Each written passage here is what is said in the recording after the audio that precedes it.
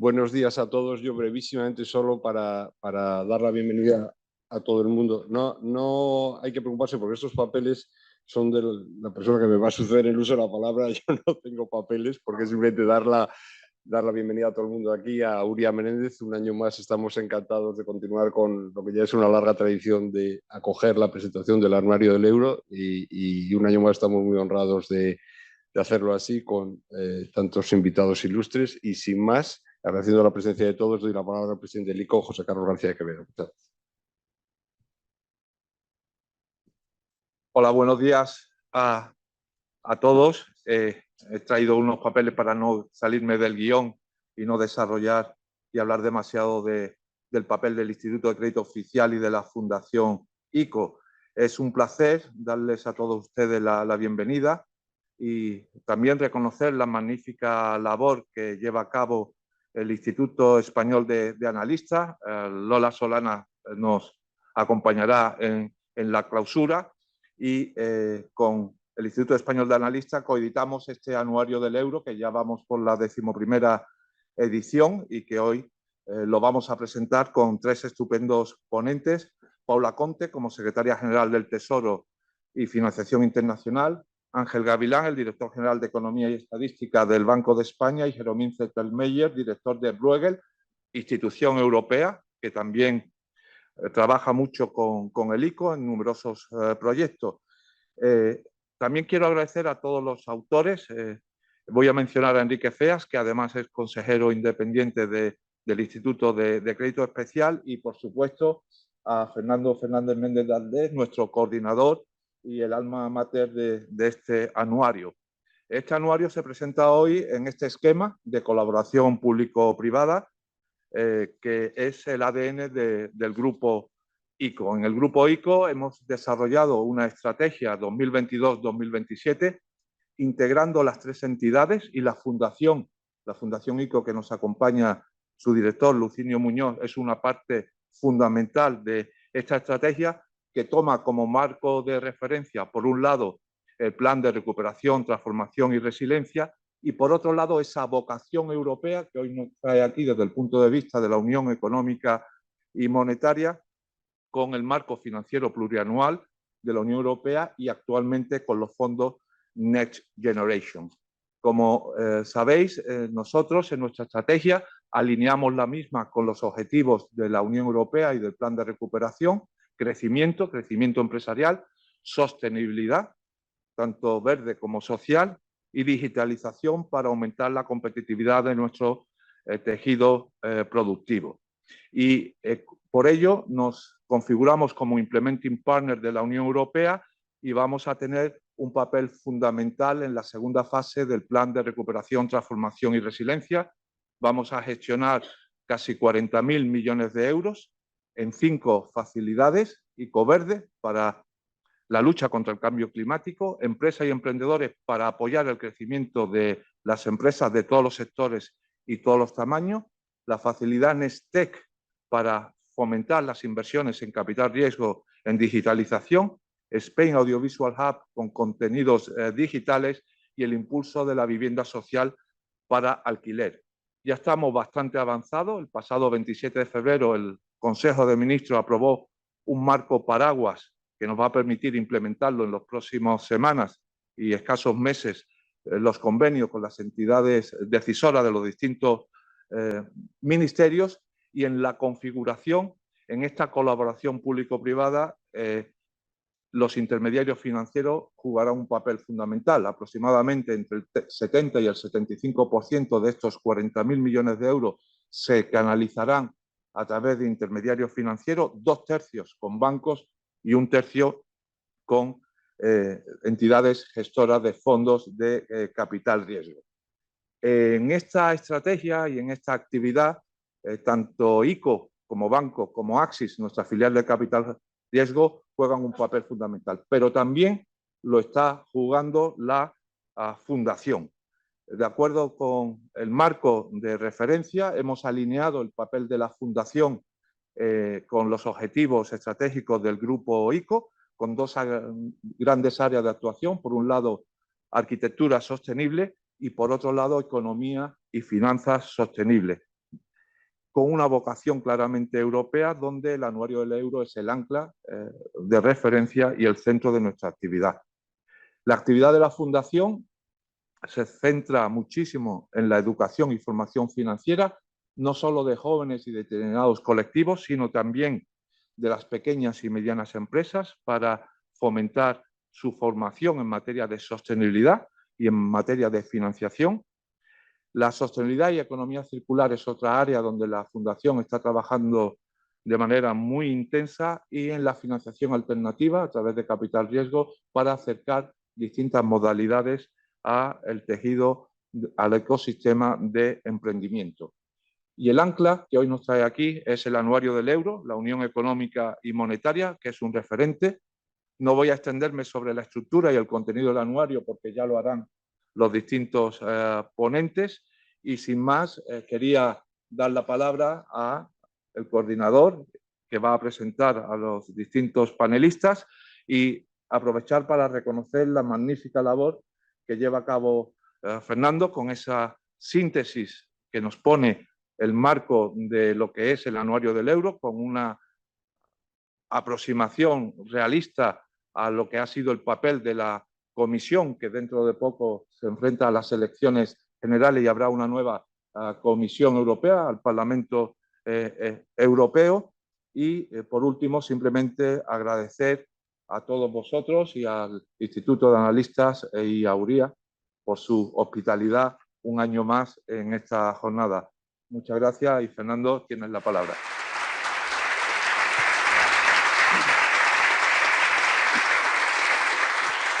Gracias, José Carlos. Buenos días a todos. Es un placer estar aquí otra vez en lo que se está convirtiendo como en algo habitual. Gracias, Salvador, y mi agradecimiento primero a Urián Menéndez por invitarnos y aceptarnos un año más en esta casa. Por supuesto, a los patrocinadores, a Lico, a su presidente, al director de la Fundación Lucinio. Ha sido un placer trabajar con vosotros, y al Instituto Español de Analistas y a la Fundación del Instituto Español de Analistas, en las palabras de su presidenta, que luego nos acompaña, del director general Javier Méndez. Y quiero agradecer, como casi todos los años últimamente, al director de estudios, Alfredo Jiménez, que es el que sufre conmigo la labor de edición y preparación de esta noche. Y por supuesto a los ponentes, por haber aceptado amablemente el atraco de invitaros a debatir en abierto sobre los temas relevantes. Bueno, se ha cumplido este año el 25 aniversario del euro, de la introducción de la Unión Monetaria, y es justo reconocer que ha sido un éxito, sobre todo si lo ponemos en el contexto del escepticismo generalizado con que se discutió o se saludó la introducción del euro, ¿no? Yo recuerdo que entonces estaba fuera, y la verdad que la opinión era: estos europeos se han vuelto locos, están dispuestos a convertirse en Argentina. Y la realidad es que el euro ha sido un éxito indiscutible. Tal es así que todos los años introducimos o admitimos un socio nuevo. Este año Croacia. Y bueno, la verdad es que el éxito de este club, al que uno, parafraseando a Groucho Marx, no debería pertenecer si lo admiten, se debe fundamentalmente a algo que la mayor parte de los analistas han ignorado, que es que el euro es un proyecto político, es una ilusión europea, es el deseo de ser alguien, es un bien público europeo y es la necesidad de pertenecer y crear un espacio económico, político y social distinto, ¿no? Y yo creo que esa es una parte fundamental del proyecto del euro que desarrollamos todos los años y que todos los años quiero resaltar, ¿no? Y que además en este año, en un mundo que se ha vuelto más inseguro, una economía más inestable, unos mercados más volátiles, pues parece importante recuperar ese papel fundamental de la Unión Europea como ancla del sistema. Y siempre que, ya sabéis que a mí me gusta siempre hablar de fortalezas y debilidades, y faltaría a mi carácter si no lo hiciera, siempre que seamos capaces de mantener los pilares básicos de la Unión: un espacio de reglas y de estabilidad, de responsabilidades compartidas, de decisiones consensuadas, una economía de mercado abierta al mundo, en la que prevalece el Estado de Derecho, pero también un espacio económico que no puede perder de vista la necesaria competitividad. Si la Unión Europea es capaz, en este nuevo escenario político al que nos enfrentamos, de mantener todo eso, seguirá siendo un ancla y una referencia internacional importante, y creo modestamente que a eso queremos contribuir en la edición del anuario. Este año el anuario, como sabéis, todos los años se centra en el aspecto más concreto de la Constitución Europea, que es la Unión Económica y Monetaria, y un año europeo que se caracteriza por la notable resiliencia que ha demostrado la economía europea ante una contracción monetaria sin precedentes, ¿no? Yo creo que esta es, para mí, realmente, y lo digo claramente, es una sorpresa la fortaleza y la resiliencia que ha mostrado la Unión Europea. Hemos asistido a lo que muchos empiezan a llamar una desinflación inmaculada y a una restricción de liquidez brutal y que se ha producido sin tensiones financieras relevantes, sobre todo en un contexto en el que hemos visto muchas tensiones financieras y bancarias en otras áreas del mundo. Yo creo que eso conviene ponerlo de manifiesto y conviene subrayarlo. Queda ahora por demostrar si la recuperación va a ser tan inmaculada y tan exitosa como ha sido la desinflación, y ese es el reto del futuro. Pero es cierto que este episodio inflacionista ha dejado alguna huella. Y alguna huella también en la credibilidad de los propios bancos centrales. Debemos de reconocer errores de predicción claramente nuestras estimaciones de inflación, como todo el mundo, y esos errores de predicción quizá tengan que ver con un cierto fracaso de nuestros modelos predictivos que nos invita claramente a seguir trabajando en ellos, ¿no? Pero sin duda alguna la política monetaria en cualquier caso ha vuelto a demostrar su utilidad para frenar un episodio inflacionista tradicional. La política monetaria ha servido para lo que sabíamos que servía y que nos habíamos olvidado de que para eso es fundamentalmente la política monetaria. El proceso de reducción gradual del balance del BCE también está siendo exitoso, va a continuar, y es justo también reconocer que muy probablemente el sistema financiero seguirá trabajando con un exceso de reservas significativo. El BCE, como anunció la semana pasada en la revisión del marco operativo de la política monetaria, va a mantener un sistema de suelo en el que el tipo de interés de referencia básico será el de la facilidad de depósitos, y en ese sistema parece claro, o a mí por lo menos me lo parece, que aumentar las reservas mínimas obligatorias sería contraproducente y un claro error de política económica. Y la política monetaria, por cierto, me gustaría subrayar este punto, no puede nunca guiarse por consideraciones presupuestarias, tampoco por consideraciones presupuestarias de los bancos centrales. En cualquier caso, la política monetaria no puede funcionar sola, debe complementarse con la consolidación fiscal, con una inversión pública eficiente y con reformas estructurales que aumenten el potencial de crecimiento. Superada la emergencia económica, los bancos centrales no pueden proporcionar ellos solos todos los bienes públicos y necesitan, en mi opinión, volver a sus orígenes, back to the basics, a medida que otros agentes políticos pasan a primera fila. Por otro lado, los mercados financieros han empezado, como todos sabéis, a especular rápidamente con un rápido descenso de los tipos de interés, una especulación que los bancos centrales de todo el mundo están intentando apaciguar y calmar los ánimos, pero una especulación que, si me permitís una afirmación impropia de mi situación, es absolutamente irrelevante. Quizá mucho más interesante sería que los mercados empezasen a preocuparse por cuál es el tipo de interés de referencia en el nuevo escenario, el tipo de interés neutral, eso que los economistas llamamos el R estrella.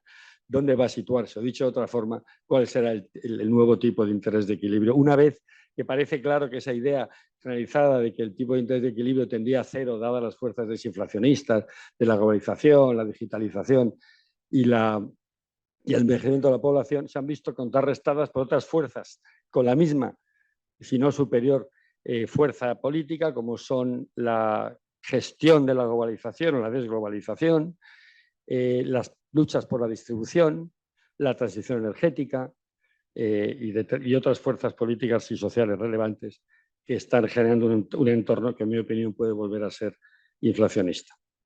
En última instancia, los tres cisnes negros de la última década, la crisis financiera, pandemia y guerras de Ucrania, también nos han llevado a un nivel de endeudamiento récord, nivel de endeudamiento público récord. Empezar a corregir esos desequilibrios es parte del mantra tradicional de todo banco central en el mundo, con escasísimo éxito. Hay que reconocerlo, que el éxito ha sido relativo en este aspecto. Pero hay que saludarse de que, afortunadamente, y bajo la presidencia europea, en la última parte del semestre europeo, Europa ha sido capaz de definir unas nuevas reglas fiscales. Unas nuevas fiscales que son un paso en la dirección correcta, un paso, en mi opinión, insuficiente y limitado, pero un paso correcto. Se acercan sin duda más a un objetivo de gasto, pero eso se ha obtenido una mayor flexibilidad, sacrificando una cierta complejidad y, en mi opinión, manteniendo un nivel elevado de discrecionalidad política. Incluso sabemos muy poco sobre todavía cómo van a funcionar las 4 cláusulas de salvaguarda. Las nuevas normas implican un ajuste de los saldos fiscales primarios, y de eso hablamos en el anuario y hablan algunos de los que están sentados en la mesa, que no parece excesivo para los estándares históricos, pero que sin duda alguna exigirá un ajuste persistente y significativo del gasto público en los países más endeudados. Y que a mí me gustaría subrayar, no incorpora ningún margen fiscal adicional para las necesidades de defensa o las necesidades adicionales de gasto público de la transición demográfica, digital o energética. Además, el Consejo de la Unión Europea del 20 de diciembre, en ese acuerdo que subrayaba antes, ignoró 2 facetas que a mí me parecen particularmente relevantes en el marco de la gobernanza fiscal. Una, la famosa facilidad de estabilización macroeconómica. Seguimos sin disponer a nivel europeo de una facilidad de estabilización macroeconómica que permita hacer frente a crisis o ajustes sistémicos de toda la zona, como tampoco tenemos claro cuál va a ser el papel de las autoridades fiscales independientes en la garantía del cumplimiento y en la supervisión de las normas fiscales. Dos aspectos, en mi opinión, que haríamos bien en evitar o corregir. Y en última instancia, este año, que ha sido el año y lo decía antes el presidente Rico, Carlos, el año de la puesta en marcha de los fondos de resiliencia y de recuperación, permitirme aquí que sea un poco crítico y escéptico, como es el anuario, para los que tengáis luego la oportunidad de decirlo. Me preocupa sinceramente que estemos a punto de perder una nueva oportunidad en toda Europa para utilizar esa expansión fiscal sin precedentes y sin duda necesaria para aumentar el crecimiento potencial. Me da la impresión que tanto la Comisión como algunos gobiernos están más interesados en asegurarse que nos gastamos todo el dinero que en comprobar en qué nos gastamos el dinero, estoy hablando estrictamente en términos de contribución al crecimiento potencial de la economía. Me parece que esa es una asignatura pendiente que deberíamos de corregir. Los acontecimientos bancarios, este año también ha sido el 10º aniversario del MUS, el Mecanismo Unificado de Supervisión. Como consecuencia de eso ha habido todo tipo de escenarios, seminarios, foros de discusión, debates, etcétera, de los que el MUS ha sido, sin duda alguna, también un éxito, y en este caso me atrevo a subrayar todavía menos esperado de lo que había sido la puesta en marcha de la Unión Monetaria. Pero también este foro, este 10º aniversario nos ha servido para propiciar la discusión sobre la eficiencia y la eficacia relativa al mecanismo de supervisión y los actuales procedimientos, ¿no? Y así, y a eso también le dedicamos parte importante del anuario. Así se subraya la necesidad de potenciar la supervisión basada en el riesgo y potenciar el uso del criterio supervisor, lo que conlleva sin duda riesgos jurídicos evidentes, pero reconoce una realidad. La supervisión bancaria no es una ciencia abstracta, es un arte y tiene un elemento de juicio discrecional necesario y que habría que potenciar y controlar. Promover una mejor integración de los resultados de otras evaluaciones supervisoras en el REP para aprovechar mejor toda la información disponible. Racionalizar y acortar los procesos del REP para evitar tener razón, pero como hizo algún amigo mío, llegar tarde. Reequilibrar las medidas cuantitativas de capital con las medidas cualitativas, ya que el capital por sí solo no puede hacer frente a todos los riesgos. Los acontecimientos bancarios de la primavera pusieron de relieve precisamente que había mucho que trabajar todavía en términos de supervisión y regulación. Y aprendimos cosas significativas que nos creíamos haber olvidado. Primero, que el riesgo de los ajustes rápidos de los tipos de interés pueden provocar inestabilidad en los mercados, incluso en aquellas instituciones no consideradas sistémicas, que acaban siendo sistémicas, o por olvidarnos de la, doctrina tradicional de la gestión de activos y pasivos. Los supervisores deben asegurar que los bancos tengan un gobierno corporativo y unos procesos de gestión del riesgo acordes con su perfil de riesgo. Las autoridades deben intervenir pronto para subrayar las deficiencias de los bancos, estar preparadas para utilizar financiación de contingencia y reforzar los regímenes de resolución bancaria. La crisis fue también una llamada de atención sobre las finanzas digitales, sobre cómo ha cambiado no solo el funcionamiento de los mercados, sino el cliente bancario, el cliente financiero. Y en última instancia, la velocidad de las corridas bancarias en estos momentos pone en cuestión la estabilidad de los depósitos. Y sobre eso también la regulación y la supervisión bancaria tienen que aprender. En el contexto europeo, Tenemos una novedad, la CNDI, a la que el anuario también le dedica atención preferente, que perfecciona sin duda el marco de resolución existente en Europa, entre líneas fundamentales, la financiación de la resolución, la disponibilidad de las garantías y el papel de los fondos de garantía de depósitos, pero mi opinión podría ser más ambiciosa y deja todavía cuestiones importantes sin resolver. En concreto, no garantiza la igualdad de condiciones para la resolución y la fragmentación financiera sigue siendo un riesgo adicional en cualquier posible crisis de confianza en los bancos europeos. El anuario, por último, trata otro de los hitos europeos significativos, el lanzamiento o la segunda fase del lanzamiento del euro digital. El euro digital, en mi opinión, no puede justificarse únicamente, como hace excesivamente el debate europeo actual, en razones proteccionistas o razones negativas, evitar que otros bancos centrales anticipen, evitar que el sector privado emita dinero digital. Creo que tiene que tener un papel mucho más proactivo, justificar por qué se introduce el euro digital y asegurarse que sea un éxito, asegurarse que hay incentivos para que sea un éxito, que hay modelos de negocio que lo hacen razonable y racional, y sobre todo, y me gusta subrayar este punto, lo importante no son, o lo crucial, por lo menos para un economista, lo importante, lo crucial no son los retos técnicos de la emisión del euro digital, sin menospreciar eso, que son significativos, sino los retos económicos. ¿Cómo garantizar que el euro digital complemente el efectivo y no sustituya los depósitos bancarios? ¿Cómo proteger la estabilidad financiera y no facilitar las crisis bancarias? ¿Y cómo preservar la soberanía monetaria en un mundo de monedas digitales privadas o públicas de bancos centrales? En definitiva, la Unión Europea ha seguido sin duda completando la arquitectura de la Unión Monetaria. Vamos a seguir trabajando en ello. Creo que es un ejemplo claro de un proceso en marcha en el que hay una voluntad política firme y permanente de continuarlo, y el anuario una vez más se dedica a estudiarlo. Mi labor en el anuario se reduce a elegir los ponentes de calidad. Otra vez me congratulo de la calidad de los ponentes. Este año me he permitido una licencia de la edad que sigue incorporando gente muy joven, nuevas generaciones de economistas a los que muchos desconocemos y que tendremos que empezar a estudiar y leer y probablemente aprender. Ese esfuerzo colectivo creo que merece la pena.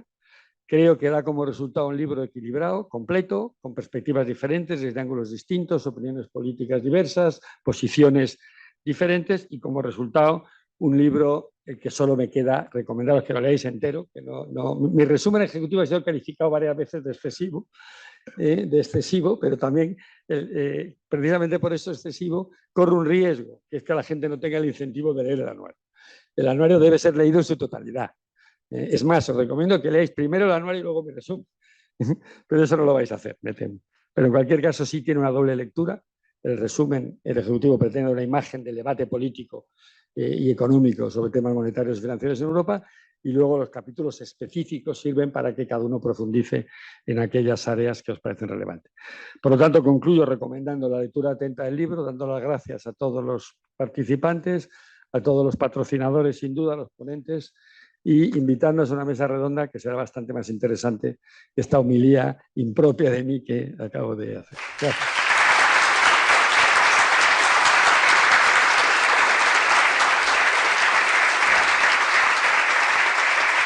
Y ahora si esto funciona, que creo que sí, que soy capaz de ponerlo, ¿no? Vale, entramos en la mesa redonda.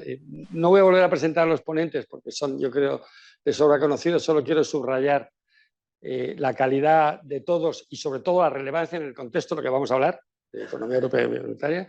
Tenemos entre nosotros, yo creo, las tres representantes, tres posiciones representativas del debate europeo. La autoridad política, si me permitas esa opinión, Paula, los gobiernos, el supervisor y la autoridad monetaria, Ángel Gavilán, y la academia. Representada como, sin duda por lo que yo creo que es uno de los grandes think tanks europeos, sino el gran think tank europeo en el debate, que es Bruegel. Y quería empezar con una pregunta obvia, Ángel. ¿Cómo está la recuperación económica europea? ¿Cómo ha sido la desinflación y qué podemos esperar en términos europeos, insisto siempre, del devenir económico inmediato? Bueno, en primer lugar, muchas gracias por la invitación para participar en el acto. Es un placer estar aquí, intercambiar opiniones sobre la economía europea, la política monetaria, las reglas fiscales. Sobre la situación económica del área del euro, dos titulares y profundizo, ¿no? Desde el punto de vista de la actividad económica, creemos, voy a hablar en realidad de las previsiones macroeconómicas que publicó bueno, hablaré en realidad de las previsiones macroeconómicas que el BCE publicó la semana pasada, ¿no? En el contexto del ejercicio de previsión conjunto que hacemos los bancos del Eurosistema. Bueno, estas previsiones lo que señalan es que el deterioro, la atonía de la actividad económica del área del euro, que fue muy palpable durante todo 2023, con crecimientos de más 0,1, menos 0,1 intertrimestral, 0 en el último trimestre, pues habría llegado a su suelo, ¿no? Habría llegado a su suelo y empezamos a tener algunos indicadores de corto plazo, algunos indicadores económicos, algunos hard, pero otros soft indicators que parece que muestran ya una reversión en esta atonía y empiezan a mostrar señales prometedoras de aceleración de la actividad económica. Pero siendo realistas, esta aceleración va a ser una aceleración muy modesta durante todo el año, con tasas todavía muy reducidas, muy por debajo del crecimiento potencial de la economía del área del euro. Estamos pensando que el crecimiento en 2023, que vino sistemáticamente decepcionando a la baja, lo que has contado para el contexto global es cierto, la actividad económica global en un contexto muy complejo de incertidumbre, de tensionamiento de la política monetaria, sorprendió por su resiliencia. Quizá el área del euro es de las grandes áreas mundiales la economía en la que, sin entrar en recesión, es verdad que había augurios muy negativos, pero sin entrar en recesión, el área económica donde la actividad económica se comportó peor. Y solo avanzó el PIB un 0,5 el 2023. Bueno, este escenario que os estoy dibujando, que es coherente con el escenario del Banco Central Europeo de las previsiones de marzo, anticipa una recuperación gradual de la actividad, pero para llevarnos a un crecimiento promedio en 2024 del 0,6%. O sea, tampoco estamos hablando de una recuperación en forma de V, ¿no? Esta recuperación, ya digo, hay algunos indicadores de corto plazo que la sustentan, que hacen ser prometedores. Nuestros modelos de corto plazo de previsión en tiempo real de las tasas de crecimiento del PIB en el trimestre en curso apoyan esta tesis, pero de una recuperación moderada y nuestros modelos, el Eurostim nos está indicando un crecimiento que podría estar en el entorno del 0,1% en el primer trimestre y del 0,2% en el segundo trimestre, ¿no? No obstante, las previsiones sobre este crecimiento estarían todavía orientadas un poco a la baja, fundamentalmente por las decisiones, las decepciones sistemáticas que hemos tenido en los últimos trimestres. En términos de inflación, ahí el mensaje para el área del euro es coherente con el que se observa a nivel global, incluso más favorable, ¿no? Hemos tenido un episodio inflacionista muy intenso. Existían dudas sobre el grado de simetría o asimetría que podía tener el proceso desinflacionista. Existían dudas también sobre el sacrifice ratio, ¿no? Para reducir la inflación de forma significativa, cuál iba a ser el coste en términos de empleo, en particular en términos de empleo, pero también en términos de PIB. Bueno, hay que decir que el sacrifice ratio en términos de actividad ha sido quizá mayor en Europa que en otras áreas, no así en términos de empleo. Y en términos generales, el proceso desinflacionista ha sorprendido favorablemente, ¿no? Tener en cuenta que desde el pico de la inflación headline, la inflación headline se ha reducido en 8 puntos porcentuales, hasta el 2,6% de febrero.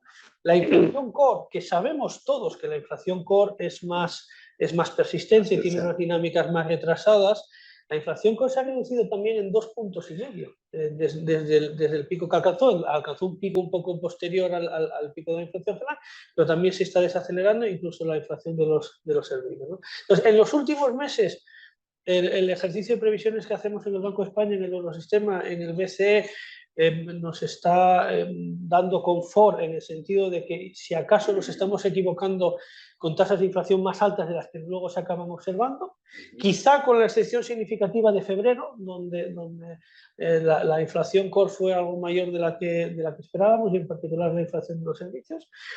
Pero en nuestro horizonte de previsión, en este horizonte del que os he señalado del BCE, pues tenemos tasas de inflación headline ya en el objetivo o muy cerca del objetivo en la segunda mitad de este año, en el promedio de 2025 ya estaríamos en un 2%, o sea que el ejercicio de previsiones que hemos diseñado y las dinámicas que estamos viendo ya serían coherentes con alcanzar el objetivo en un periodo de tiempo razonable, ¿no? No obstante, de nuevo, hay riesgos significativos, ¿no?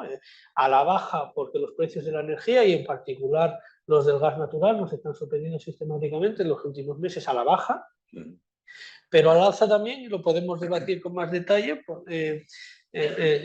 porque las previsiones se sustentan en una hipótesis que es que los salarios van a seguir incrementando su poder adquisitivo real y esto va a ser compatible con presiones domésticas reducidas, inflacionistas, porque los márgenes van a absorber, los márgenes y los aumentos de productividad que se proyectan van a absorber estos aumentos de los costes laborales unitarios, ¿no? Bueno, esto es algo que tenemos que ver y que tenemos que monitorizar en las próximas semanas, meses, ¿no?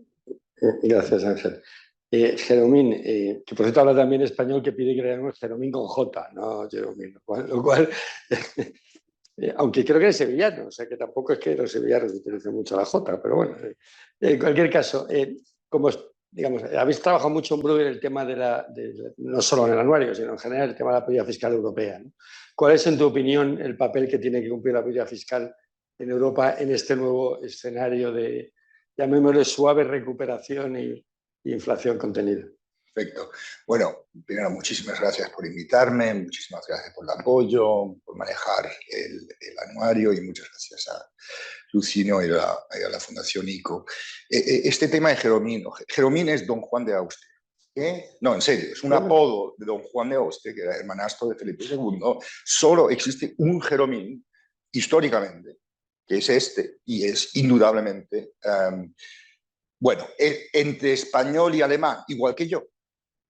Fue hijo ilegítimo del emperador Carlos I o V de Alemania, con una burguesa de la ciudad de Augsburgo, en el sur de Alemania.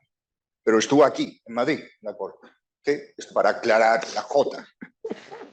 Ahora, en cuanto al tema de política fiscal, o sea, yo creo que la política fiscal lo va a tener difícil en dos sentidos. Primero, estamos acostumbrados de hacerlo todo con la política fiscal, mucho más de lo que hemos hecho históricamente, y por razones legítimas, ¿no? Porque hemos tenido choques de oferta y problemas donde ayuda la política fiscal. Por otra parte, está claro que, sobre todo en el nuevo marco de las reglas fiscales, tenemos que consolidar. Y lo vamos a tener que hacer de forma moderada, pero a bastante largo plazo. O sea, durante un periodo de por lo menos 7 años, quizás más. Y todo esto se va a tener que combinar con mantener niveles de inversión altos. Esto es el reto principal. ¿Cómo podemos combinar esta consolidación fiscal con que no tener un cliff effect después del que se acabe los fondos de recuperación? Eso es el gran reto. Ahora, en cuanto a la interacción entre política monetaria y fiscal, o sea, sí es cierto que tener este enfoque más a largo plazo, más predecible por parte de la política fiscal, va a ayudar en reducir volatilidad que puede influenciar la política monetaria a volver una postura más contractiva o algo así, ¿no? Pero yo creo que a mediano plazo el problema va a ser el contrario, ¿no? Hasta ahora el Banco Central Europeo se ha quejado mucho de que no tuvo suficiente apoyo por la política fiscal en el proceso de desinflación. En un par de años vamos a volver seguramente al status quo ante, que es que vamos a estar encerrados en una postura contractiva por parte de la autoridad fiscal durante mucho tiempo. Va a ser un fiscal drag bastante alto y eso está muy bien siempre que no le va a dar más espacio al Banco Central, siempre que las tasas reales y el R-star que tú mencionaste en tu introducción se queden en el lado positivo, ¿no? Pero una vez que si vamos a entrar en lo que tenemos antes, puede ser un problema. Ok, Paula, en esta primera ronda general, Quería apuntarte un poco, yo hacía referencia en mi presentación de que se cumplía el 10º aniversario del MUS, ¿no? Y que la unión bancaria sin duda ha sido uno de los grandes éxitos de desarrollo de la unión bancaria del proceso de construcción europea. Pero hay 2 o 3 aspectos que permanecen como siempre. Si uno lee, no lo he comentado antes, si uno lee el anuario todos los años acabo con 10 lecciones, este año no, porque son siempre las mismas. Entonces ya me da vergüenza volver a repetirlo. Y una de esas lecciones hace falta que esa sí la referencia de macro, pero el Fondo de Garantía de Depósitos Europeo, el Sistema Europeo de Depósitos, es como una lección eterna, que hay consenso generalizado. Otro es la Unión de Mercado de Capitales. De estos hablamos siempre. Recientemente hay una nueva puesta en vigor de la Unión de Mercado de Capitales. En tu opinión, ¿qué es lo que está haciendo tan difícil avanzar en ese proceso? ¿Y cuáles serían los objetivos posibles en un corto plazo? Bueno, más allá de lo que a los académicos nos gustaría que pasase, ¿no? Bueno, primero de todo, yo también me uno a los agradecimientos por las invitaciones a todos los organizadores de TIFAN en particular y a tener ya el anuario de euro en mis manos, que será la lectura obligada de esta... Eso espero.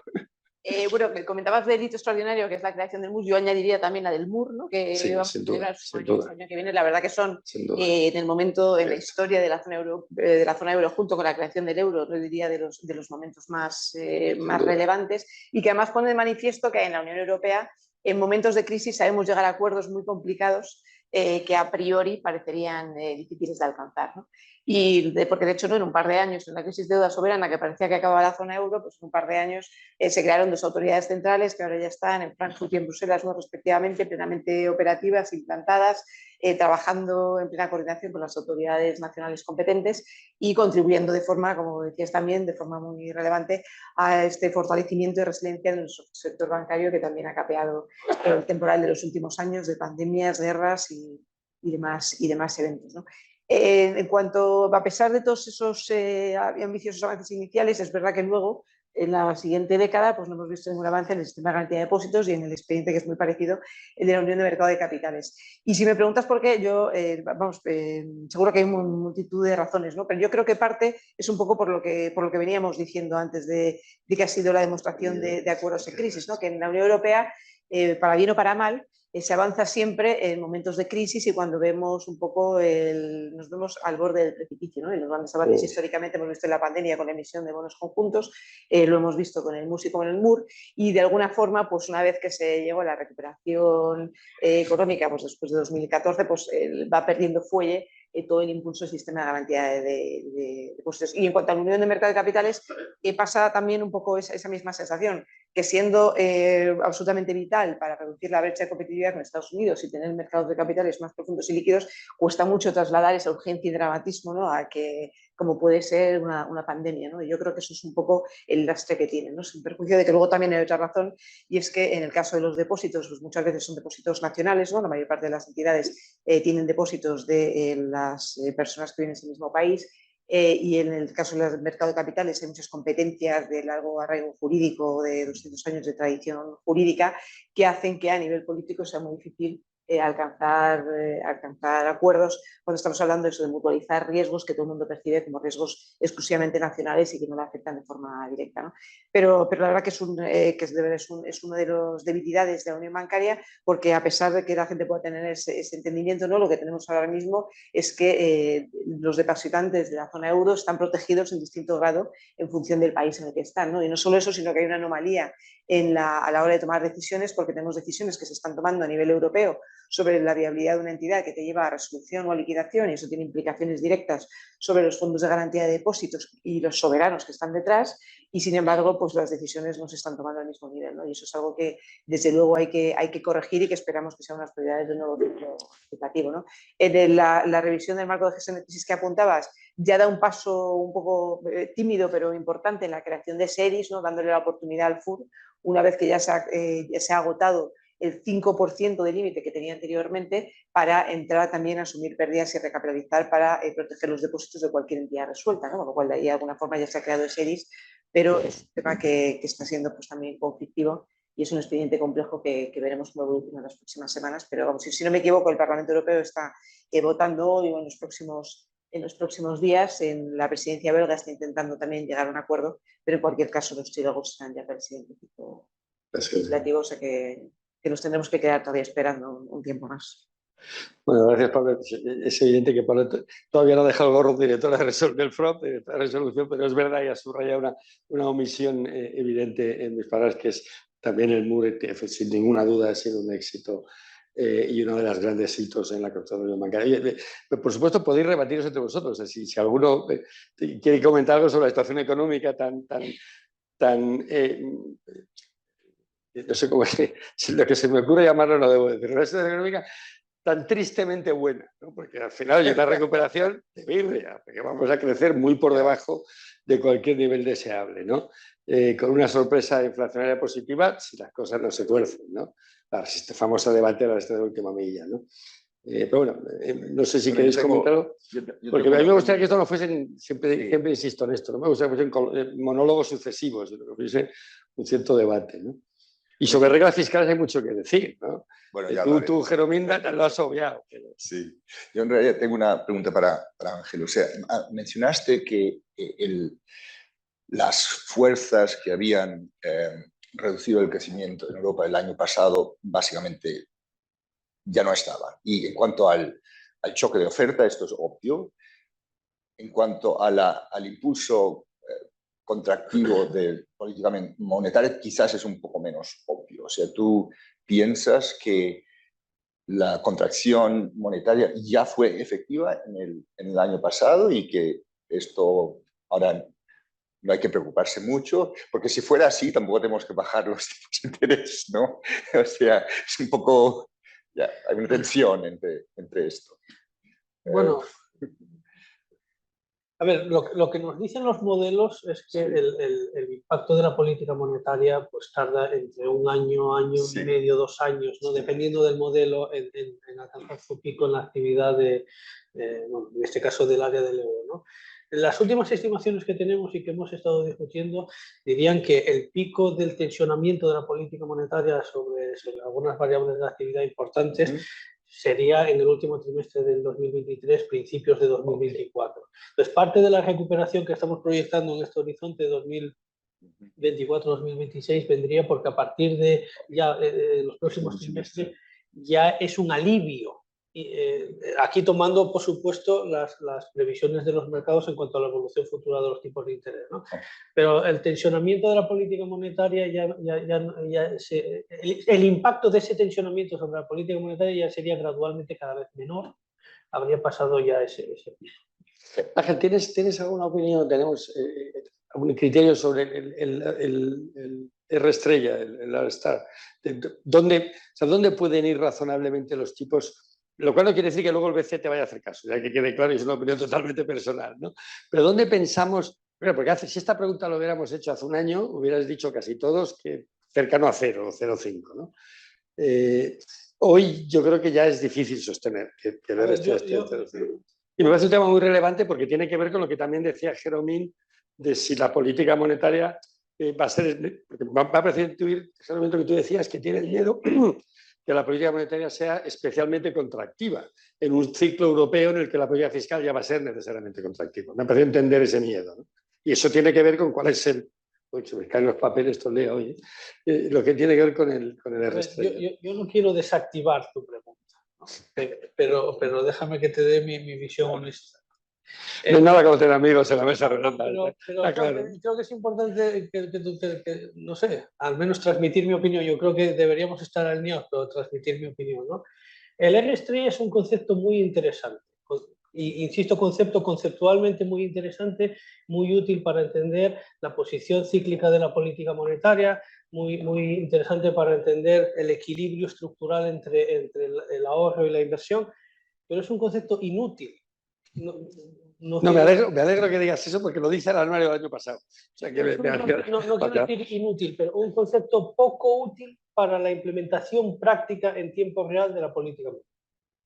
De la misma manera que el output gap es un concepto muy útil conceptualmente para entender la posición cíclica de la economía, pero no puede guiar ni el uso ni la conducción de la política fiscal ni la política monetaria, entre otras cosas porque el output gap lo estimamos prácticamente. Pero te acabas de meter en un jardín, porque el output gap está en la base de las nuevas reglas fiscales.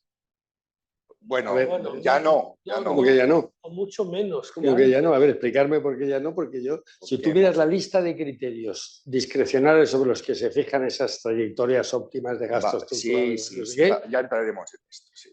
Pero bueno, déjame, acabo el argumento. Entonces, esto creo que es de obligada lectura, es algo que, bueno, en la casa tenemos estimaciones, pero se han publicado recientemente dos artículos, dos blogs, uno por parte del BIS y otro por parte del Banco Central Europeo, donde básicamente ponen conjuntamente distintas estimaciones. Bueno, lo que te muestran esas estimaciones es que, primero, hay un rango muy amplio en los distintos modelos, incluso el mismo modelo te puede ofrecer distintas estimaciones en el nivel de R estrella, pero yo sacaría dos conclusiones fundamentales de esos análisis, ¿no? Además de la propia incertidumbre. Uno, yo creo que es de consenso y yo creo que es un mensaje estable, ¿no?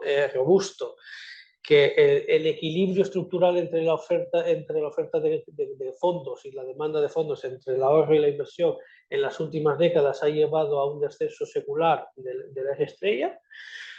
Yo creo que también es de consenso que en los últimos trimestres, en los últimos años, esa senda secular de descenso se ha frenado, si no revertido ligeramente, pero solo, insisto, en el ligeramente, ¿no? Y entonces el debate está en si ahora vamos a volver a la senda anterior o se va a iniciar una senda alcista en la eje estrella, ¿no? Bueno, el jurado está ahí fuera y hay argumentos que hacen pensar que algunos de los factores estructurales que impulsaron el descenso secular de la eje estrella se pueden haber revertido. Por ejemplo, el propio proceso de envejecimiento poblacional ya está llegando a su pico y ya no tenemos que ahorrar, tenemos que empezar a desahorrar. Es todo con caveats, porque también, aunque el proceso de envejecimiento poblacional haya avanzado, también se sigue extendiendo, con lo que las necesidades de inversión nuevas que implican la transición digital, la transición ecológica, los nuevos niveles de deuda más elevados de los países. Bueno, hay algunos argumentos para pensar que hay más presiones por el lado de la inversión y por el lado de caída en el nivel de ahorro que sustentarían unos niveles de estrella algo más elevados, pero no sería tampoco una reversión dramática de las tendencias que tenemos. En todo caso, yo creo que es útil también, sobre todo también de cara a la conducción de la política monetaria, tener en cuenta lo que están esperando los mercados, ¿no? ¿Qué están pensando los analistas? Y ahí el mensaje también es rotundo. Y es, los analistas, los inversores están pensando que en un horizonte de 2 años los tipos de interés van a estar en el entorno del 2%, que compara con un entorno del menos 0,5 o del 0% en la última década. O sea, el tipo de interés en los próximos años va a ser más bajo que el actual, pero todavía más alto del que veníamos teniendo en las últimas décadas, ¿no? En la última década.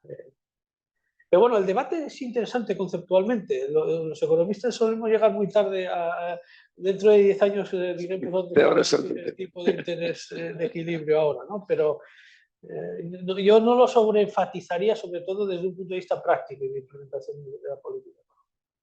Y luego hablamos de política fiscal si queréis. Si no tenéis más temas, quería entrar en el tema de la política fiscal, ¿no? Y quería empezar, Jeromín, con una pregunta directa a ti. Una de las cosas que a mí me llama la atención del nuevo, varias cosas, pero bueno, quizá primera esto que estábamos discutiendo, el papel de la output gap otra vez, o el papel de las variables no medibles en la definición de ese ajuste previsto. Pero también tenía una pregunta si es más conceptual, lo que a mí me preocupa mucho porque creo que no está tanto en el debate y no hay regla fiscal que valga para nada si no es creíble y si no se cumple, si no tenemos mecanismos de cumplimiento. Entonces, me parece que en eso hemos avanzado muy poco y no sé si queréis comentar, Paula, tú fundamentalmente, y Ángela, ni quiera. Empieza a Germín y luego seguro que Paula va a querer decir algo que de esto tiene alguna... Ya. Ok, bueno, yo... la idea que el cumplimiento de las reglas fiscales en Europa se puede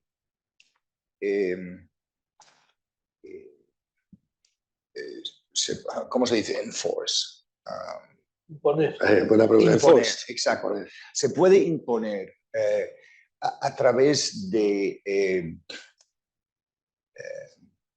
a la fuerza, básicamente, ¿no? O sea, con sanciones y todo esto.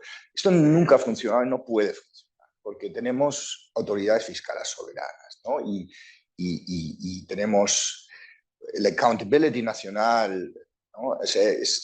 Simplemente el coste político es demasiado alto para esto. Y por eso la apuesta en la reforma de las reglas fiscales era que vamos a mejorar el cumplimiento no a través de sanciones, no a lo bestia, sino haciendo el sistema más razonable, más adaptado a las circunstancias nacionales, sin perder de la vista el objetivo de sostenibilidad de la deuda. O sea, vamos a deshacernos de todas las tonterías de metas de ajuste arbitrarios fijadas de forma numérica para todo el mundo y vamos a hacer un análisis de sostenibilidad país por país y entonces puedes asumir, puede haber un consenso que eso se ha de cumplir porque no es nada malo, no existe un trade-off entre intereses nacionales e intereses de la Unión. Esto era la filosofía de la reforma, que estaba muy bien. Ahora, al final de esta filosofía yo creo que se ha mantenido quizás el 60%, ¿ok? O sea, el sistema nuevo es bastante mejor que el sistema antiguo y bastante peor de lo que podría haber sido, ¿no? Y esto no es la culpa, o sea, los 40% que faltan no es la culpa de la presidencia española que tuvo que negociar esto, lo hizo en un marco mucho más corto que todo el mundo predecía. O sea, realmente la mayoría de los analistas no pensaban que íbamos a acabar en diciembre con esto. O sea, España lo hizo muy bien, pero el camino sobre todo para conseguir que se pusieran de acuerdo Francia y Alemania era muy largo, ¿no? Entonces, lo que hemos acabado ahora es con un sistema híbrido que contiene estas ideas originales de utilizar sostenibilidad de la deuda como el ancla principal del sistema, pero después hemos superimpuesto un sistema nuevo de requerimientos de ajustes fijados ex ante de forma numérica que son básicamente arbitrarios. Y lo que a mí me da miedo es que esto puede llegar hará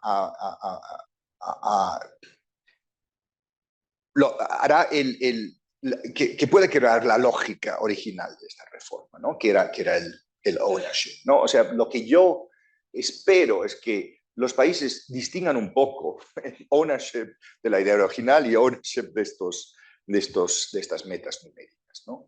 Ahora, un aspecto de reintroducir tantas metas numéricas es que efectivamente, como ya acabas de decir, el problema de tener que hacer de definir ajuste fiscal en unidades que limpian el ciclo en tiempo real sigue estando ahí.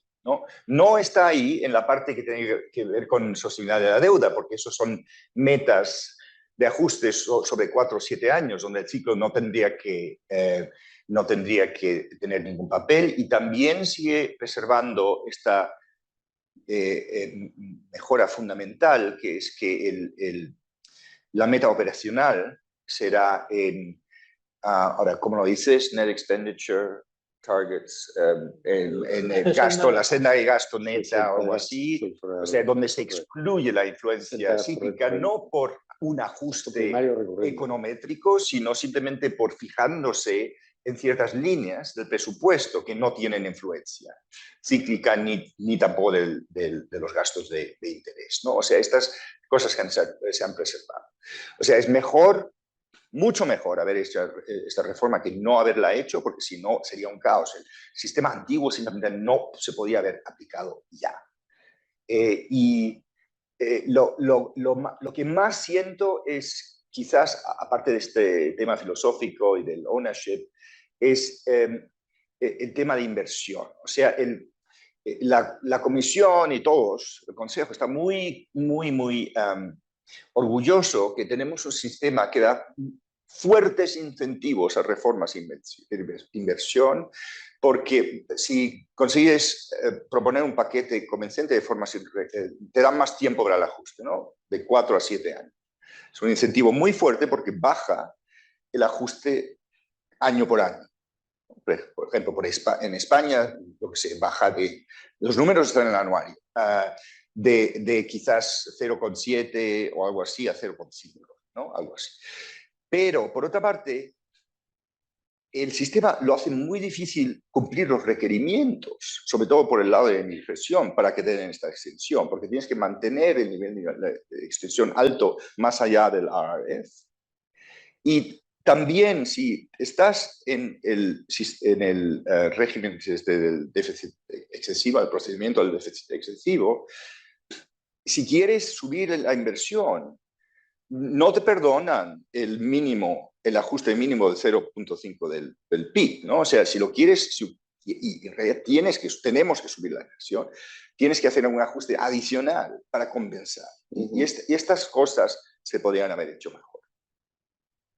Paula, ¿tú seguro que...? Sí, no, solo por alusiones, no creo que estoy de acuerdo con el 60% de lo que...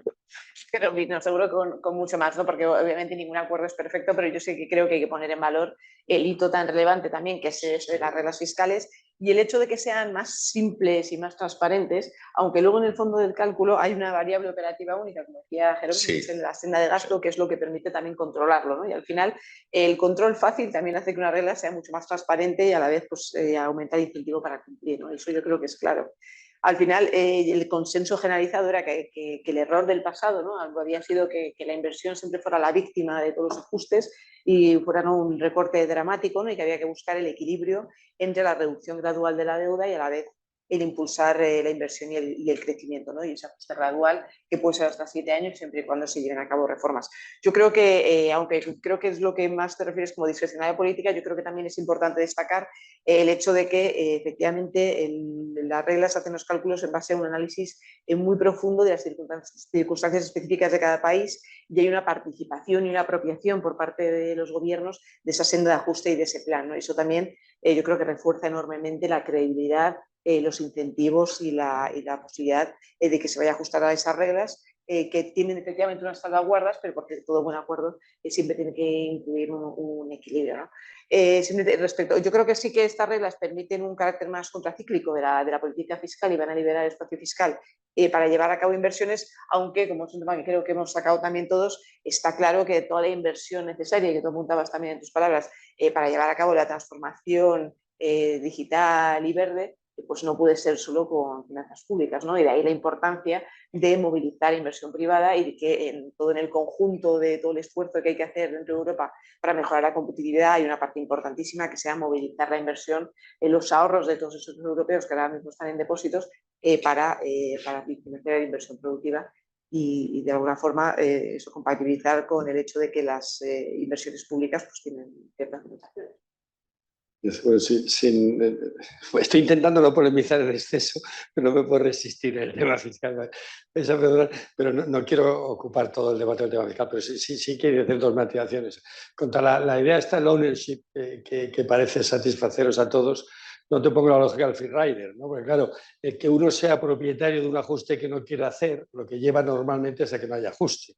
Y esta es la experiencia que tenemos en la historia de las reglas fiscales, ¿no? Y es la experiencia, por ejemplo, que tenemos con el ownership de los programas de recuperación y resiliencia, la crítica que yo antes he apuntado y que también se pone claramente de manifiesto en el anuario, es que gran parte de estos programas puede que no sirvan para incrementar el PIB potencial de las economías, sino que se están utilizando porque la propia Comisión, el interés fundamental lo tiene en que se gaste, para poder recurrir luego dentro de unos años a la necesidad de otro programa de expansión fiscal, que me lleva a la segunda falacia, ¿no? Que es la falacia de la inversión. Y Germina, a ti te recuerda como a mí los debates en los años 90 en el Fondo Monetario. Claro, todos los países emergentes se quejan siempre de lo mismo. Me pides ajuste fiscal y tengo muchas necesidades sociales. Nosotros en Europa hacemos ahora de Argentina. O sea, me está usted pidiendo un ajuste, pero necesito mucho dinero para la transición energética, para la transición digital, para la transición demográfica. Fenomenal, o sea, bienvenida a la economía, el arte de los recursos escasos y los fines alternativos. Entonces parece que estamos reinventando en Europa esto de que los recursos no son escasos porque somos europeos. sea, y voy a la pregunta siguiente. ¿No os da miedo que con esta lo que yo entiendo que es la discrecionalidad y la flexibilidad de las reglas fiscales, no tengamos unos nuevos episodios de vulnerabilidad financiera en un momento de cambio de ciclo? Bueno, sí, si me dejas elaborar sobre también un poco las reglas fiscales. ¿No? Perdón. No te escapas. Pero por dar algún... No, si yo es que quería hablar de otra cosa. Soy el primero que peca, ¿eh? Perdonadme que tengo... sobre lo que he comentado. Pongo el caso de España, ¿no? Bueno, hay distintas estimaciones, cada casa tiene su propia estimación, pero en términos generales, pensando en un ajuste a 7 años, la economía española tendría que hacer un ajuste en el saldo estructural primario de en torno a 0,5 puntos porcentuales al año, ¿no? Sí, que por otra parte era lo que ya venía pidiendo las antiguas reglas fiscales. Sí, por eso. Bueno, no durante 7 años. Sí, pero no durante 7 años. Pero olvidémonos por un momento de cuál es el marco, ¿no? Porque al final la clave depende de la voluntad de los países, yo creo que lo habéis mencionado los dos, ¿no? De la voluntad de los países, de la comprensión de cada país, de cada gobierno, de que es importante hacer este ejercicio de consolidación para reducir la vulnerabilidad fiscal del país y para construir un margen de actuación fiscal en recesiones, ¿no? Luego quizá podemos discutir más adelante, ¿no? la importancia de mantener un terreno de juego equilibrado en Europa, ¿no? y el marco de ayudas de Estado. Bueno, la crítica es que hay países que tienen margen de actuación fiscal y lo están utilizando en su favor. Bueno, es que lo construyeron. Es que lo construyeron, es que hay países que no lo han construido. Bueno, pues necesitamos entender que es importante tener ese marco. Bueno, mi punto es el siguiente. Con las nuevas reglas fiscales, mejores o peores, tendremos que hacer previsiblemente un ajuste fiscal de 3,5 puntos en un horizonte de 7 años, ¿no? Un horizonte de 7 años donde tenemos unas perspectivas de crecimiento relativamente favorables, más en la economía española que en la del euro, pero relativamente favorables. Bueno, en realidad, bastante parecidas a las que tuvimos en el periodo 2013-2019. Un periodo de crecimiento de la economía española relativamente estable, suave, sin grandes perturbaciones. Bueno, en ese periodo el saldo estructural primario se deterioró en media anual entre 2 y 3 décimas.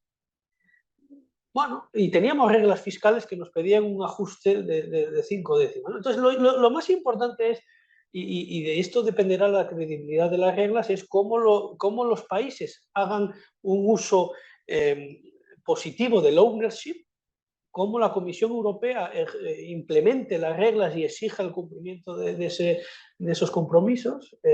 Y esto lo tendremos que ver sobre la marcha, pero el desafío es importante, sobre todo por dónde venimos y por las necesidades que vamos a tener de inversión, ¿no? Y en ese sentido, pues sí, efectivamente, podrían surgir tensiones financieras en el futuro y macroeconómicas, ¿no? Antes yo creo que lo mencionaba Jeromín y nosotros lo hemos mencionado en el último ejercicio de previsiones, tanto el nuestro como el del Banco Central Europeo. Nuestras previsiones no incorporan este ajuste fiscal, que ciertamente lastrará el crecimiento económico. La duda es, por ejemplo, en términos de inflación, ¿qué impacto tendrá en la inflación? Porque no es lo mismo que hagas un ajuste por el lado del gasto que por el lado de los ingresos. Si lo haces por el lado de los ingresos, puedes estar afectando precios. Por ejemplo, si subes el IVA, eso será inflacionario, al menos durante un tiempo, ¿no?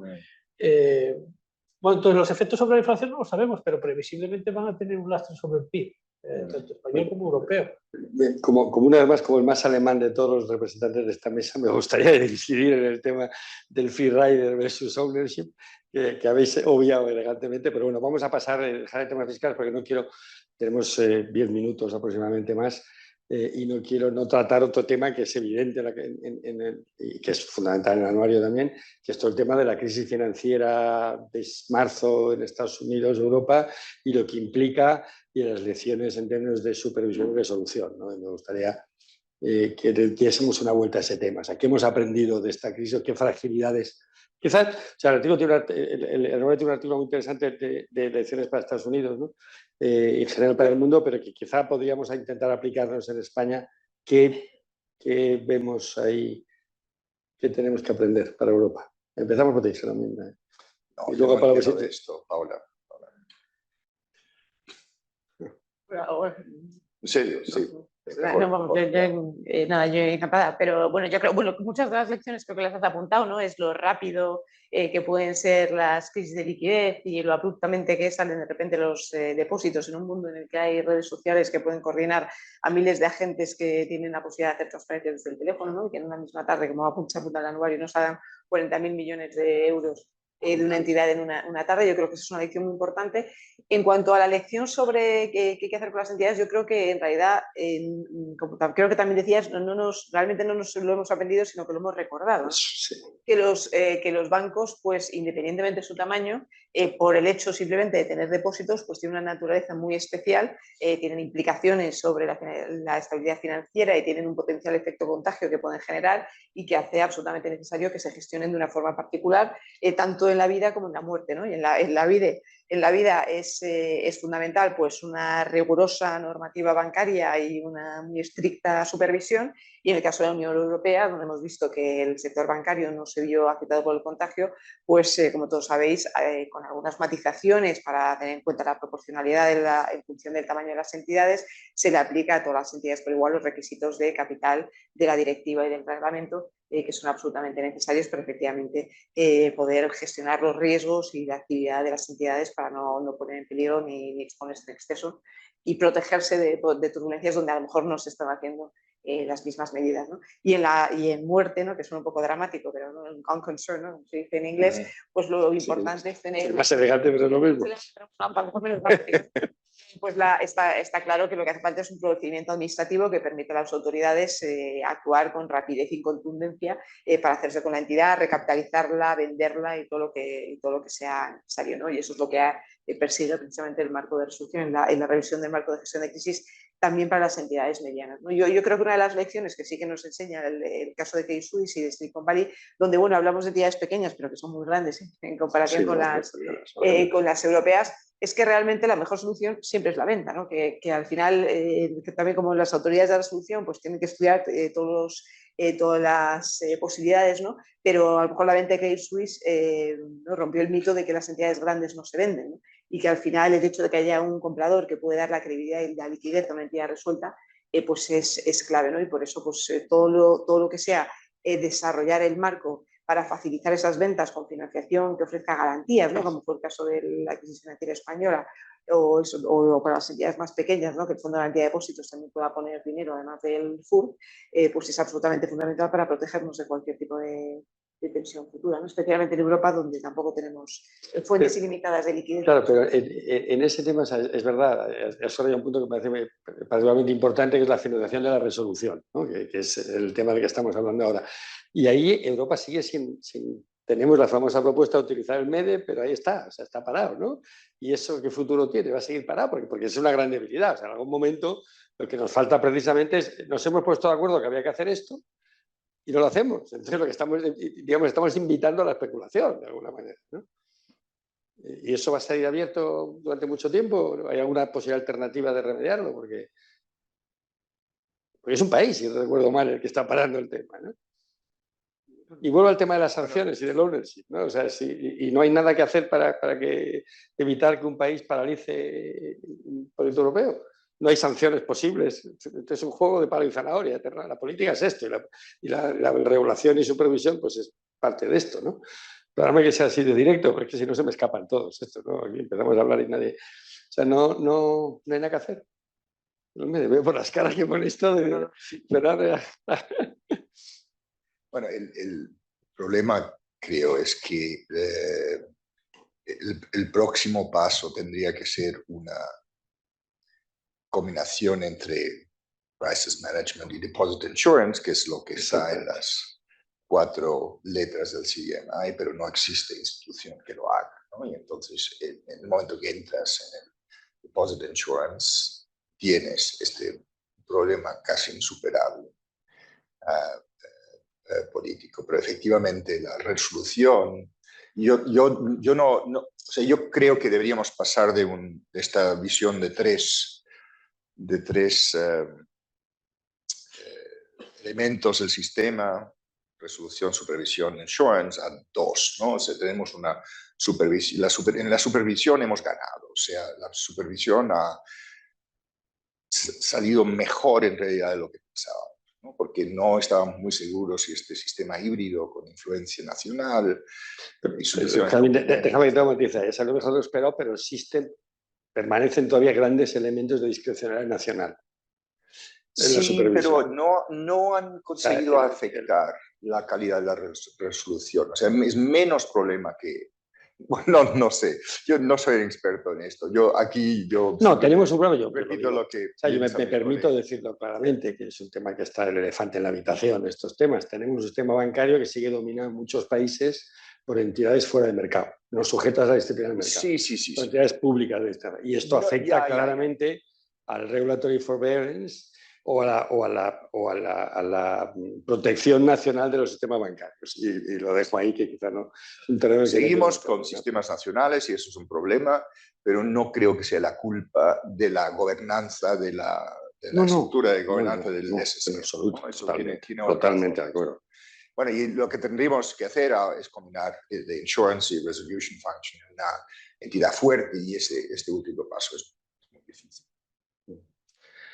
Pero yo tengo una pregunta también sobre estos temas. O sea, tenemos también un problema de competitividad en el sistema bancario europeo, y muchos de nuestros miembros en Bruegel, algunos de ellos están aquí, se quejan de que nos pasamos con esto de requerimientos de capital y de liquidez, y quizás el hecho de que lo hicimos tan bien el año pasado, que no tuvimos los problemas de los americanos, esto es prueba que nos hemos pasado y que podríamos relajarnos un poquito más, bajar los requerimientos y aumentar el rendimiento de los bancos europeos. ¿Qué piensas de este argumento?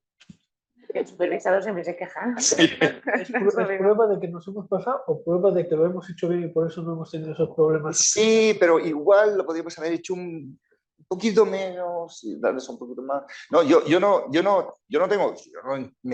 sé nada de este tema, pero me gustaría saber la reacción y quizás, no sé, si Jorge tiene una opinión sobre este tema.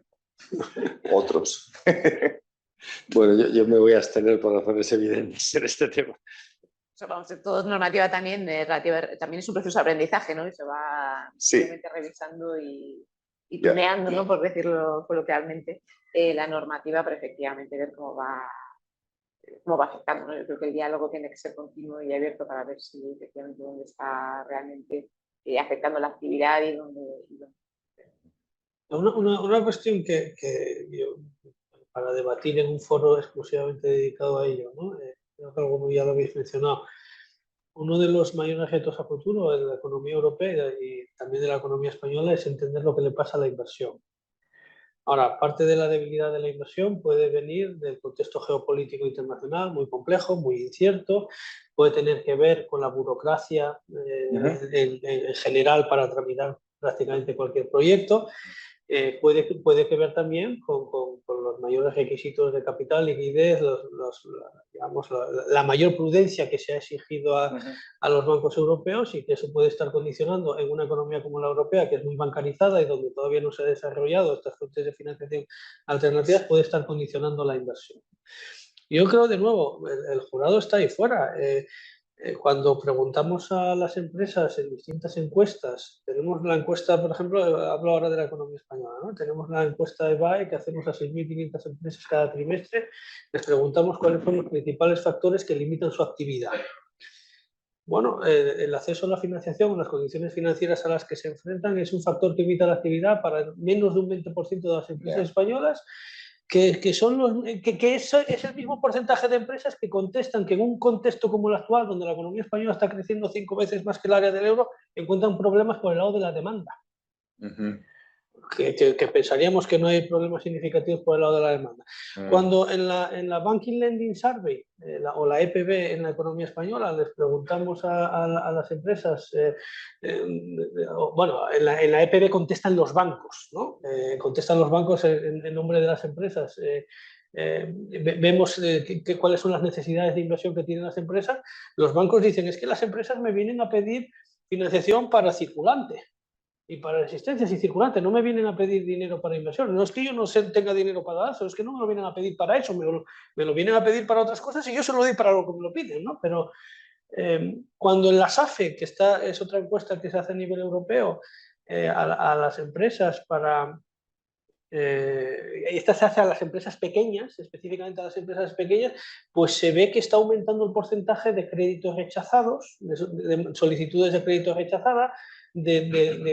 Las empresas pequeñas dicen que tienen cada vez mayores dificultades para acceder al crédito, pero estamos hablando de nuevo porcentajes que no llegan al 20%. Ha habido un aumento en los últimos trimestres con el endurecimiento de la política monetaria, pero no parece que sea el factor determinante.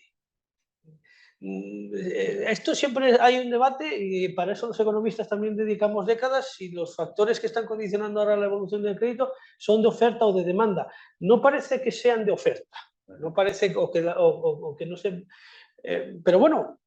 a pesar de una política monetaria activa, o sea, es extraordinario, ¿no? Pero bueno, aquí hay muchos representantes de los bancos. ¿Cuáles son los factores limitantes que aparecen en esa encuesta? Bueno, entonces, en esa encuesta, cuando preguntamos, no solo la encuesta nuestra del Banco de España, también hay encuestas similares de la Comisión Europea, ¿no? De factores limitantes de la producción. Uno de ellos es la falta de mano de obra. Si no tienes mano de obra en el corto plazo, ¿para qué vas a comprar una máquina? Si no tienes un operario que la gestione, ¿no? El otro factor limitante, que es, al menos en la economía española es el más significativo, un 60% de las empresas dice que lo que más limita su actividad es la incertidumbre sobre las políticas económicas, que no tienen que ser domésticas, pueden ser globales, ¿no? El contexto global. Después, a nivel europeo, el precio de la energía. O sea, esto es la incertidumbre, bueno, eso España un poco menos. Tiene también que ver con la incertidumbre, ¿no? La incertidumbre Efectivamente, un factor a largo plazo de la competitividad de la economía europea. Una parte puede venir de que efectivamente aquí hemos sido más exigentes, bueno, más exigentes no, estamos cumpliendo Basilea, pero digamos estrictamente, ¿no? Más que en otros países si quieres, pero otro factor va a ser para la competitividad el coste de la energía, ¿no? Déjame una última pregunta rápida y con respuesta esquemática. Entramos en un nuevo calendario político europeo, hay elecciones en junio. ¿Qué le pediríais a la nueva comisión, al nuevo equipo, desde el punto de vista estricto de la Unión Económica y Monetaria? ¿Cuál sería la prioridad que os gustaría ver que pasase en este nuevo ciclo electoral europeo? Sí, para los tres. Yo creo que abordar este tema de competitividad y mercado único de forma más profunda, más seria de lo que hemos hecho. O sea, la Comisión ha hecho muchas cosas muy bien, pero básicamente han ido de una filosofía de resilience, después de que en realidad apunta a la flexibilidad y la necesidad del mercado único, a estos disparos muy rápidos geopolíticos que algunos aciertan, otros no aciertan. Yo creo que hay que volver y concentrarse un poco en el mercado único y también inconsistencia, regulaciones, todo este tema. No solo entre miembros, entre la Comisión y los miembros, pero también dentro de la Comisión. No está todo muy bien. Han hecho mucho, pero lo han hecho un poco rápido en los últimos años. A ver, yo creo que lo decías tú en tu executive summary extendido. Yo creo que los economistas españoles somos muy críticos con la economía española, los economistas europeos somos muy críticos con la economía europea porque tenemos un nivel de exigencia alto y queremos ir al first best, ¿no? Y siempre parece que la hierba está más verde del otro lado de la valla, pero si a un economista español le dejas una semana a estudiar la economía china, te la destruye. Y sabemos que hay vulnerabilidades evidentes en Reino Unido, en Latinoamérica. Entonces, ¿qué es lo que digo por lanzar una nota positiva, ¿no? Yo creo que está recogida en tu informe. En un contexto geopolítico cada vez más complejo, más fragmentado, más incierto, los activos que supone la Unión Europea o el área del euro en términos de una zona algunas veces lamentablemente estable, pero que tiene unos principios básicos de economía de derecho, Estado de Derecho, de cumplimiento de las reglas, de economía abierta, de mercado, ¿no? Esos son unos activos fundamentales que de hecho van a atraer inversión extranjera hacia Europa, porque los otros entornos son más inciertos, más inestables, ¿no? Pero bueno, en todo caso, ¿qué le pediría yo a la Comisión Europea? Es necesario preservar esos activos. Y uno de los activos era el mercado único, lo ha dicho Jerome, ¿no? Es el mercado único y la cohesión del bloque. Y hay algunos movimientos en los últimos trimestres, ¿no? Cuando las cosas empiezan a poner difíciles, pues cada uno empieza a buscar la solución por donde a él o a ella, ¿no? le interesa más, ¿no? Entonces es importante preservar el mercado único, la cohesión, que los socios se sientan representados en el foco europeo, que no parezca que cada uno está jugando su juego. Bueno, las ayudas de Estado, lo mencioné antes, es importante abordar esto. Es importante, yo creo que lo hemos ido mencionando todos, no explícitamente, pero es imprescindible que un contexto donde todos tenemos que invertir en bienes públicos europeos, que son cross-nacionales, ¿no? Pues se piense en una extensión del Next Generation EU. Ya sé que a día de hoy parece que eso no tiene visos de poder, bueno, llegar a buen término, ¿no? Pero es necesario pensar en un NGU 2.0, como es necesario pensar en un SURE 2.0.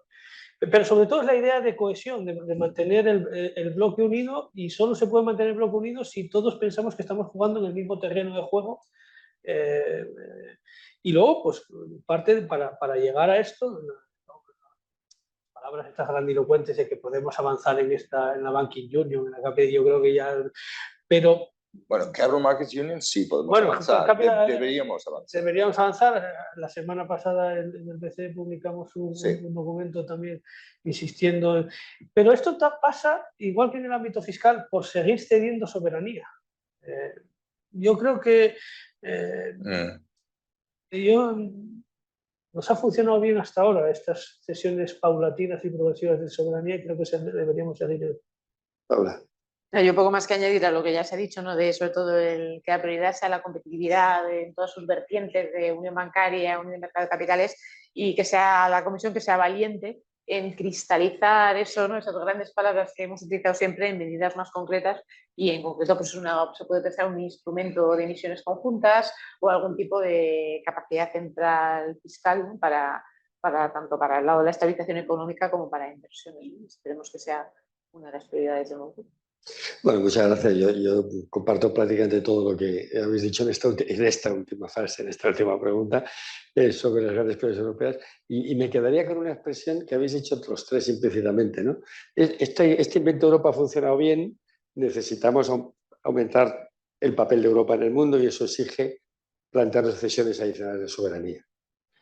A mí me gustaría ver que empezásemos a hablar de un nuevo tratado, porque creo que la Unión Monetaria está en el momento de un nuevo tratado. Lo llevo diciendo 13 años en el anuario con escaso éxito, y lo seguiré diciendo otros 13, me temo.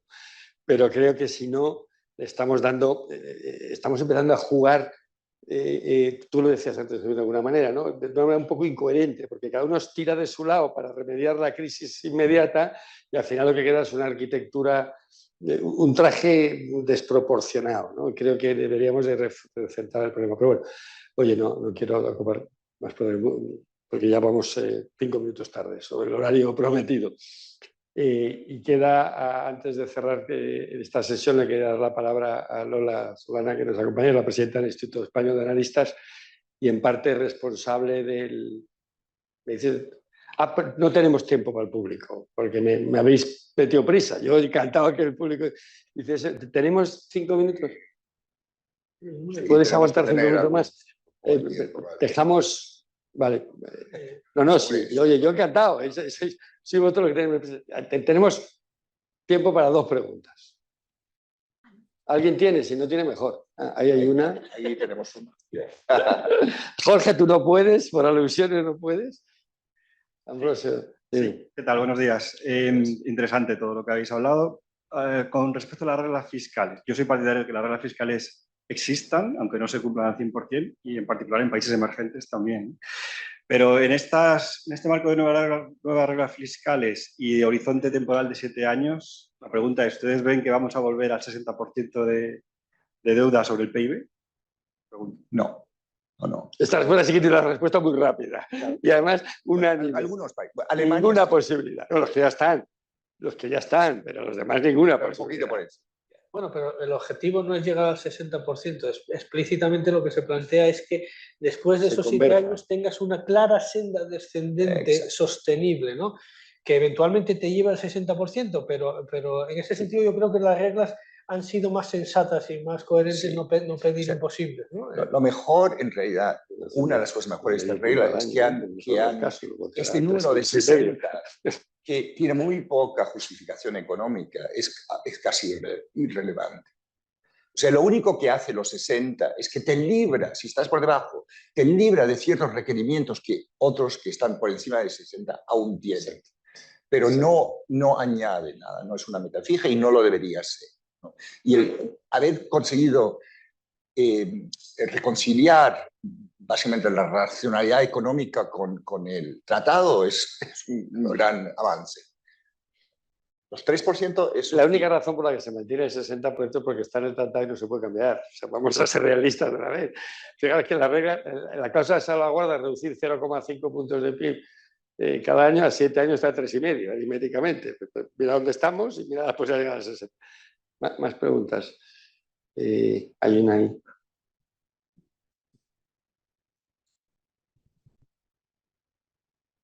Gracias. ¿No os preocupa el papel de Alemania, teniendo en cuenta que se ha debilitado bastante después de la crisis de Ucrania, como elemento un poco corrector dentro de la deriva fiscal, etcétera, que habéis comentado? Ahora mismo tiene una pelea con Francia en relación con la política de autos y las tarifas que tiene que hacer con China. Italia es difícil que le respete mucho después de la política energética que han llevado a cabo. O sea, a mí lo que me preocupa dentro de este marco es que el euro al final ha progresado a base de crisis. Y ahora mismo hay una complacencia bestial, ¿no? Si miras los indicadores de spread de crédito, en general cualquier indicador que tienes, tipos, crédito, la bolsa, hemos impreso 40 puntos del déficit público en Estados Unidos en 5 años, 20 en Europa, hemos cambiado de tipos cero a una política de expansión fiscal, hay hiperempleo, pero los problemas estructurales o el crecimiento potencial que te referías, Fernando, siguen siendo los mismos problemas. Entonces, digo, ¿qué elementos correctores tenemos para forzar ese progreso? No los veo. Y Alemania siempre ha sido único y la retórica de Alemania está mucho más debilitada. Gracias. Germán, por alusiones. No, estoy de acuerdo, me preocupa un poco Alemania. No, o sea, tiene dos problemas estructurales, el problema demográfico, que lo tenemos la mayoría de los europeos, y después la intensidad de energía. Y por eso, desde un punto europeo, naturalmente, lo que debería pasar ahora es algún ajuste de la geografía industrial de Europa, o sea, de norte a sur, básicamente, y esto es... La consecuencia de esto es tan divisiva, tan difícil como los temas fiscales del pasado.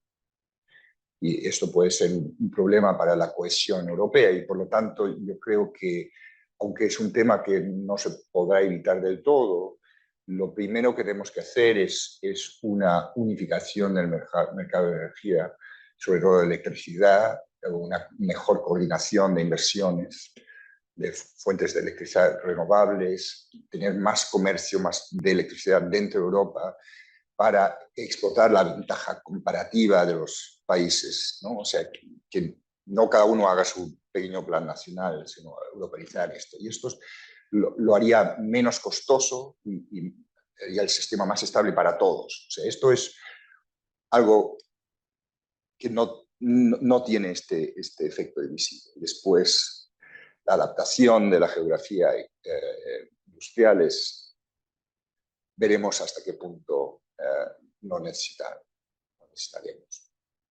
Pero esto puede ser difícil, ¿no? O sea, claro, lo peor que puede pasar es que Alemania se vuelva anti-europea de alguna forma. Ahora estamos muy lejos de esto, también por la historia y todo esto, ¿no? O sea, antes de esto nos tenemos que preocupar de Francia después de en la próxima elección. Algo, bueno. Bueno, pues yo creo que ya... Estoy de acuerdo, sí. Pero esto es un poco yo creo que tu respuesta ha ido también por ahí, mi preocupación. Es importante mantener la cohesión del bloque y que estas rencillas que parece sugerir, ¿no? y que pueden producirse se mitiguen con eso, reforzando el proyecto común. Y se puede reforzar en muchas dimensiones. No es fácil. Pero bueno, de todas formas, no quiero parecer muy alemán, ¿no? Pero que Alemania podría invertir 40 puntos de su PIB para resolver su situación de debilidad económica actual y todavía no llegaría a los niveles de deuda de otros países europeos.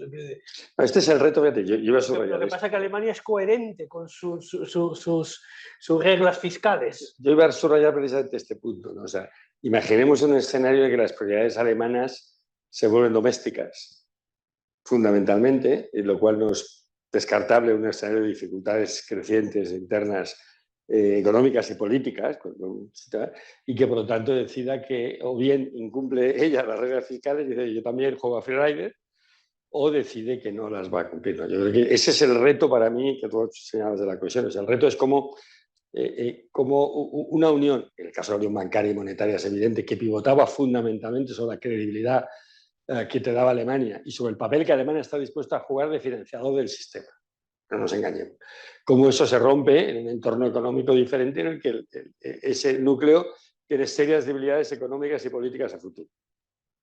Y cómo se gestiona políticamente eso, interna y europea, ¿no? Ese yo creo que es el gran reto estratégico de Europa futuro, sin duda, para mí, como es mi opinión. Y desde que no tengo ni idea de cómo va a funcionar, así que es el tema a mirar. O sea, para los próximos 5 anuarios es el tema a mirar, sin duda, ¿no? Bueno, oye, yo creo que ya hemos agotado el tiempo. Lola, la presidenta del Instituto Español de Analistas. Muy bien, pues buenos días. Muchas gracias, Paula, Ángel, Feromín y Fernando, por este magnífico debate tan inspirador y enriquecedor. Hemos aprendido muchas cosas sobre la actualidad económica europea, sus problemas y oportunidades, y también hemos aprendido de historia. La verdad es que no se me va a olvidar en la vida el origen del nombre imperial Feromín.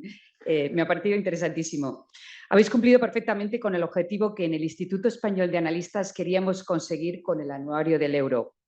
El informe de este año ha dedicado su análisis a la etapa de desinflación que estamos viviendo, al papel de la política monetaria, a la importancia de ir avanzando en una consolidación fiscal más ortodoxa, una vez superados los efectos de la pandemia, y a los desafíos que tienen hoy planteadas las políticas prudenciales.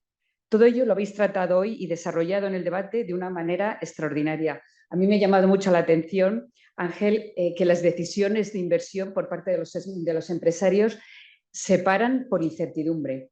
Es increíble lo que nos cuesta al ser humano vivir con la incertidumbre en un mundo que nunca vamos a tener la certidumbre, ¿no? O sea, y esto es una pena que se paralicen porque es lo que necesitamos, la inversión. También quiero agradecer a la Fundación ICO, a su presidente, José Carlos García de Quevedo, y a las personas que la dirigen por esta provechosa colaboración que de nuevo ha dado lugar a este estudio que hoy hemos presentado, patrocinado conjuntamente por ambas instituciones. Estamos muy satisfechos del resultado de esta colaboración y creemos que el anuario del euro se está consolidando como un estudio de referencia a nivel europeo.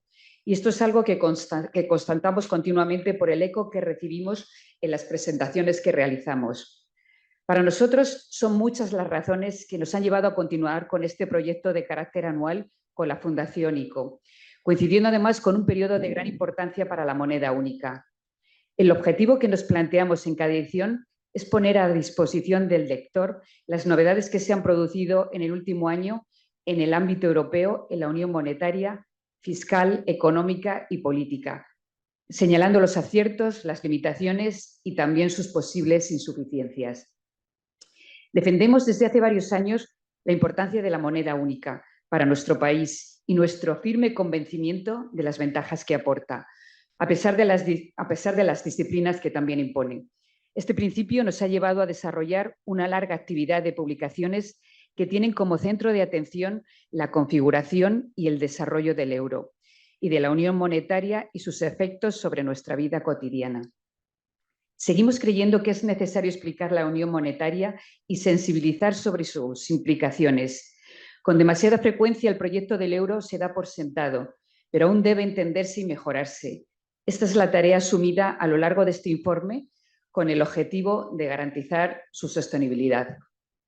El estudio es una tarea colectiva en la que han participado expertos del campo académico y profesional.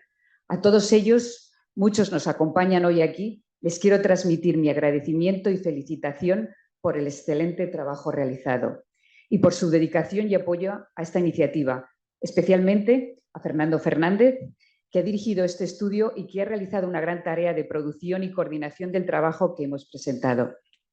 Te agradecemos, Fernando, sinceramente el esfuerzo que realizas para hacernos un hueco en tu intensa actividad profesional. No cabe duda de que quedan retos muy importantes para consolidar el proyecto europeo y nosotros compartimos el mensaje principal que se transmite en el anuario a lo largo de sus 11 ediciones y que podríamos resumir en la necesidad y oportunidad de concluir una obra inacabada y avanzar decididamente hacia una mayor integración. Les informo que el estudio está disponible en la web de las dos instituciones patrocinadoras y les recomiendo encarecidamente su lectura. Y ahora, si les parece bien, podemos continuar charlando y debatiendo estos temas, si les queda todavía un huequito, tomando un café en la sala Conti 1. Muchas gracias a todos por estar aquí esta mañana.